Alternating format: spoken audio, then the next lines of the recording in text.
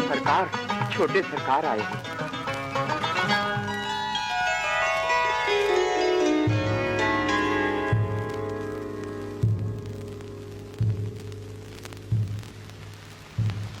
ज़ैनब, आगे बढ़कर अब्बा हुजूर की कदम बोसी करो। रुक जाओ लड़की।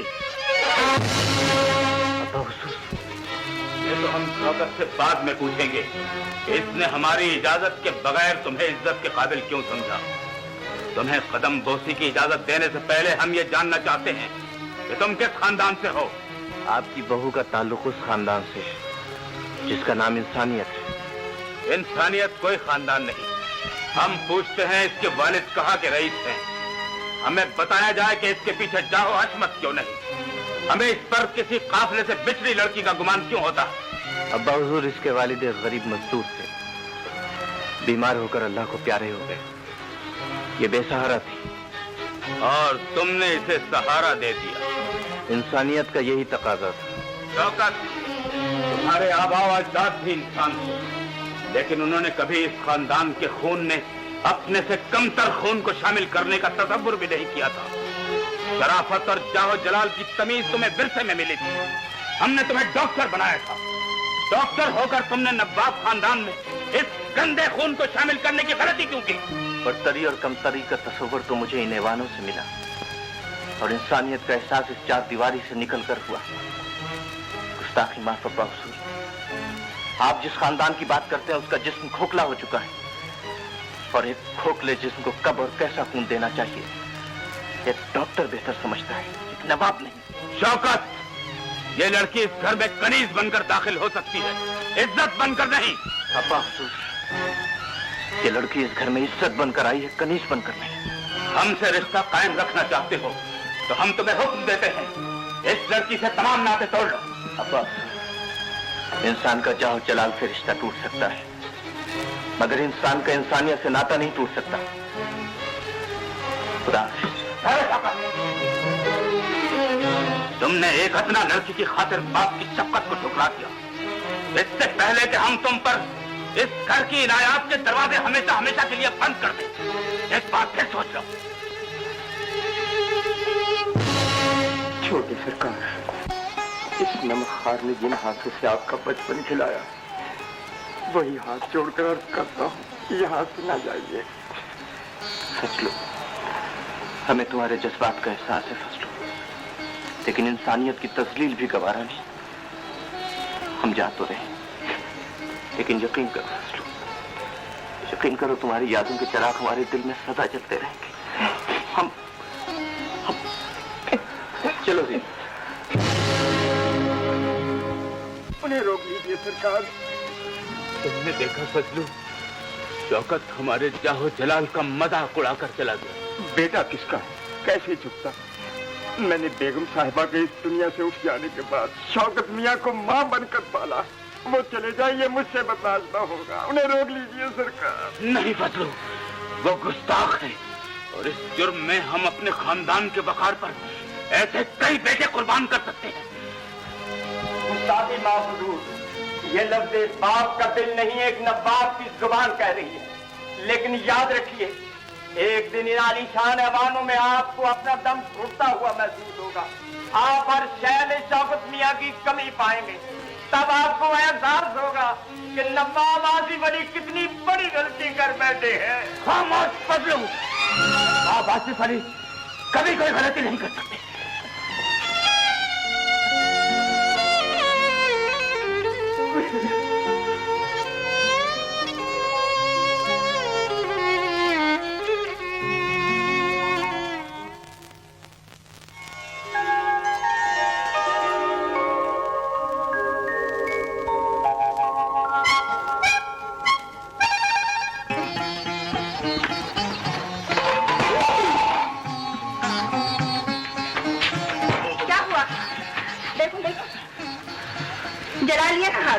यही मामूली, दो ही तो कपड़े थे, मैं इस्त्री करने के बाद आकर खुद दूध गर्म कर लेती। कितने दफा समझाया है कि घर के कामों में दखल मत दिया करो, मगर आप हैं कि मानते नहीं। आखिर क्यों? छोड़िए ना। नहीं, पहले बैठ। क्यों? क्यों हर बात में नहीं चलते? बैठ। सुनो, हम दोनों ने इस छोटे से घर में अपनी एक छोटी सी दुनिया बनाई। मैं उसकी हर चीज तुम्हारे साथ बांटना चाहता हूँ, मगर तुम मानती नहीं। ऐसा क्यों? कुछ काम सिर्फ मेरे करने के। मेरे या तेरे क्यों? हम दोनों की क्यों नहीं? रीना जी। गुजरती पहले भी थी, मगर पहले जिंदगी जिंदगी न थी। तो फिर क्या थी? जैसे बिन खुशबू के फूल, जैसे बगैर ख्वाबों के नींद, और जैसे जैसे एक अनजानी मंजिल की तरफ बेइरादा सफर। अगर मैं आपकी जिंदगी से दूर हो जाऊं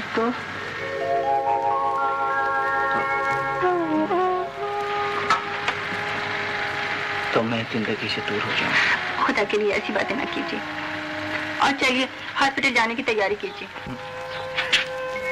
क्या हुआ? कुछ नहीं। समझ गया। क्या? मैं तुमसे प्यार कर रहा हूँ और आने वाला नाराज। हटिए, शरीर कहीं। सीना। कब तक? मैं क्या जानूं? बोलो ना। सर्दियों के बाद गर्मियाँ, और गर्मियों के बाद बारिश, झमाझम।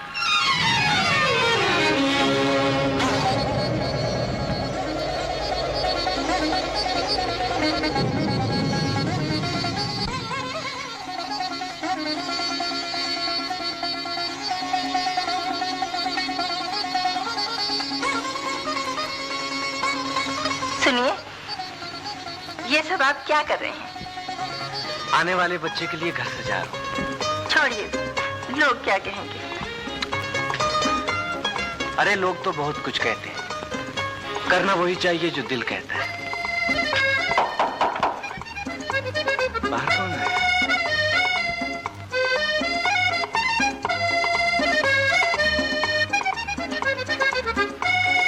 डॉक्टर साहब, मेरे साथ चले। वो प्रोफेसर साहब का बच्चा होने वाला है। अरे भाई, प्रोफेसर साहब के यहाँ बच्चा होने वाला है तो मैं क्या करूं? मेरे वहाँ खुद बच्चा होने वाला है। कौन से प्रोफेसर साहब? जी, वो प्रोफेसर मुजफ्फर अहमद साहब। उन्होंने कहा था आप जिस हाल में भी हैं फौरन तशरीफ ले आएं। आई एम सॉरी, उनसे मेरी तरफ से माफ। जरा सुनिए। क्या है? आखिर वो आपके दोस्त हैं, आपको जाना चाहिए। कहीं ऐसा ना हो कि जिंदगी भर का गिला रह जाए। लेकिन तुम... मैं ठीक हूँ, और फिर खाला जो है। तुम्हें इस हालत में छोड़ के कैसे चला जाऊं? मेरी खातिर चले जाइए, जाइए ना। खाला जीनत का ख्याल रखना, मैं जल्दी आ जाऊं। अच्छे डॉक्टर साहब।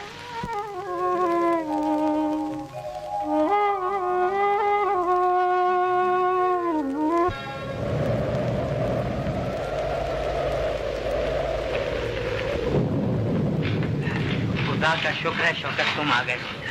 भाई तुम्हारी भाभी भी इन्हीं लम्हों से दो चार है, मुझे मेरा वहाँ रहना बहुत जरूरी था। खैर, तो तुमने किसी लेडी डॉक्टर का इंतजाम कर लिया होता? भाई, मैंने लेडी डॉक्टर को बुलवाया था, मगर पता चला कि लेडी डॉक्टर के यहाँ भी बच्चा होने वाला है। बड़ी मुश्किल से इस बरसात में 2 नर्सों का इंतजाम हुआ है। अच्छा, कहाँ है? वो तुम्हारी भाभी के पास है। भाई, जरा सिचुएशन को संभाल लेना, मेरी ये पहली डिलीवरी होने वाली है। मेरे हाथ पांव फूला है, मेरी मदद कर। फिक्र न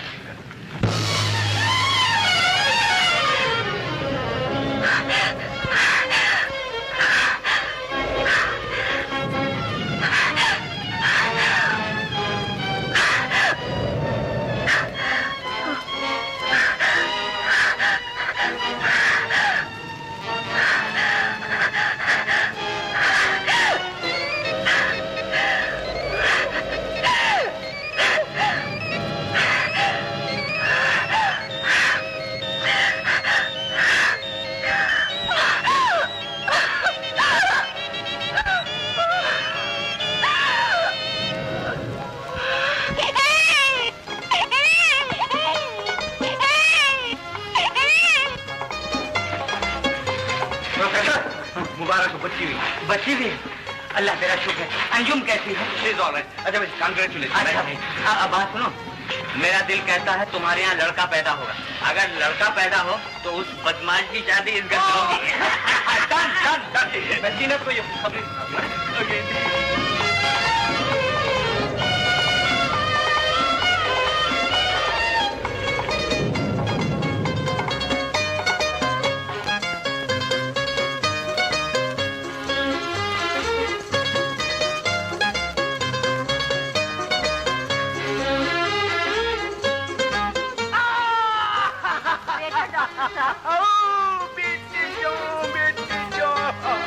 मैं तो आपकी शादी की बात भी कराया हूँ। जिंदाबाद जिंदाबाद जिंदाबाद जिंदाबाद। जीनत कैसी? आपको मुबारकबाद देने से पहले ही अल्लाह ने उसे अपने पास बुला लिया।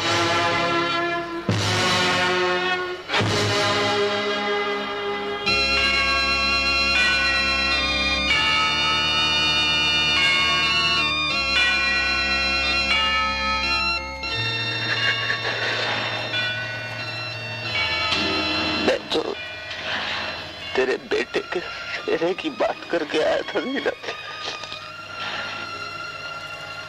मेरे आने से पहले तूने फूलों के कफन की तैयारी कैसे कर ली?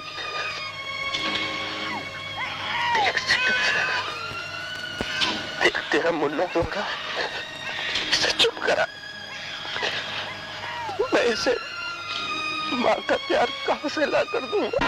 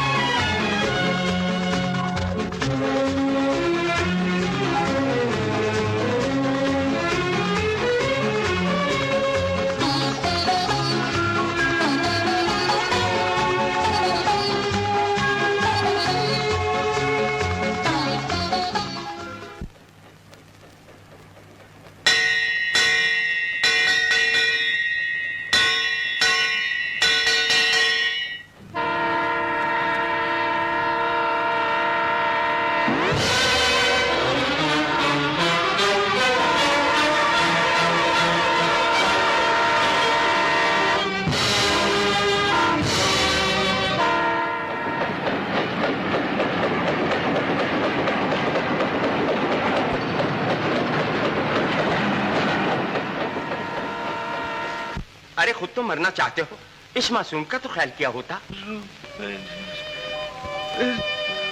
छोड़ दे सरकार, आप कौन? अपने बजलू चाचा को भूल गए। कहाँ भूल सका? मेरे साथ जिसने जो कुछ किया है मुझे सब कुछ याद है। इंसान भी याद है और खुदा भी याद है। बहू बेगम कहाँ है? अमानत वापस ले ली। छोटे सरकार, रोना मत फजलू, आंसू अब मुझसे नहीं देखे जाते, नहीं देखे जाते आंसू। ये बहू बेगम की निशानी है। अब जीने का यही आसरा रहेगा। ये आपने क्या हालत बना रखी है सरकार? मेरी बात मानिए, घर चलिए छोटे सरकार। घर जाना चाहता हूँ। जीनत उस दुनिया में घर सजाए जाने कब से मेरा इंतजार कर रही है, मगर ये पगला मुझे जाने ही नहीं देता। इसे समझाओ फजलू, तेरा पापा बहुत दुखी है, उसे जाने दे। ये कैसी बातें कर रहे हैं सरकार? अगर आपकी यही हालत रही तो मुन्ने के मुस्तकबिल का क्या होगा? मेरे बाप के पास सब कुछ था, उसने मुझे कुछ न दिया। मेरे पास जो कुछ भी है, दुख, दर्द, गुर्बत, मैं अपने बेटे को उससे महरूम नहीं करूंगा। नहीं छोटे सरकार, मैं मुन्ने को आपके पास नहीं रहने दूंगा। मरने वाली की एक ही यादगार, इसे मुझसे कोई नहीं छीन सकता। नहीं सरकार, मैं इसे अपने साथ ले जाऊंगा। कहाँ? उस ऊंची आन वाले नवाब के दर पर, जो मुझे बाप की शफकत न दे सका। इसे दादा का प्यार कैसे देगा? इसके नाम के साथ जीनत का नाम सुनकर उस हवेली का जाओ जलाल बर्फ उठेगा, बुनियादें हिलने लगेगी। ये बेचारा, इसे धुतकार दिया जाएगा। ये न तो जिंदगी का मतलब समझता है और न ही दुनिया के रास्ते पहचानता है। कहाँ जाएगा ये? कहाँ जाएगा ये? छोटे सरकार, आपको अपने नमकबार की वफा पर भरोसा नहीं। आपका नौकर अपनी जान दे देगा, लेकिन आपके प्यार की निशानी पर आंच नहीं आने देगा। मैं इसे कलेजे से लगाकर आपके प्यार की निशानी की परवरिश करूंगा, इसे लिखाऊंगा, पढ़ाऊंगा, इससे बड़ा आदमी बनाऊंगा सरकार। लूट लो मुझे, छीन लो मेरा सब कुछ। अब्बा हुजूर ने जाओ जलाल के नाम पे लूटा, तुम वफा का जिक्र करके लूट लो। ले जाओ, चले जाओ, इसे इसकी भलाई के लिए ले जाओ, ले जाओ। मुन्ने, छोटे सरकार, सरकार रुक जाइए, सरकार रुक जाइए, सरकार खुदा के लिए रुक जाइए सरकार।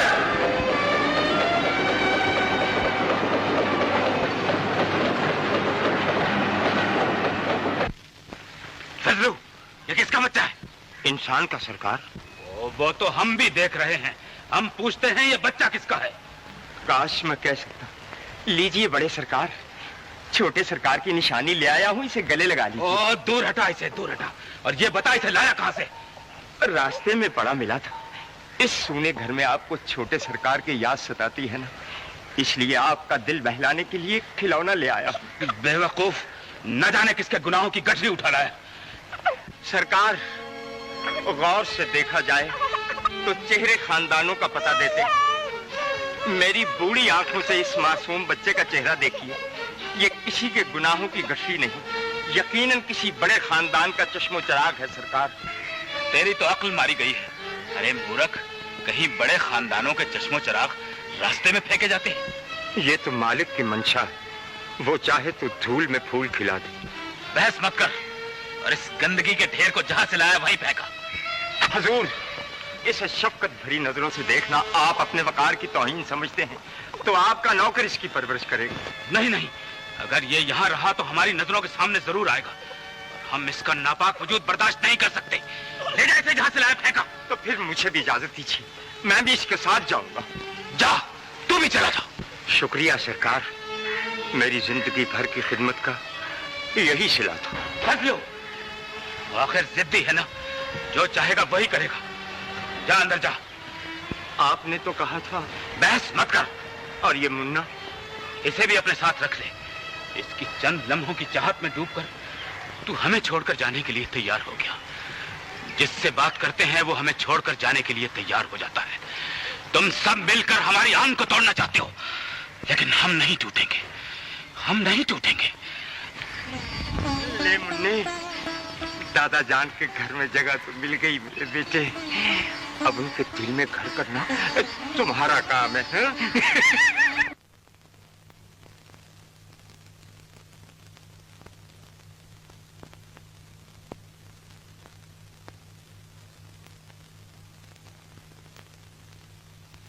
Thank you sir.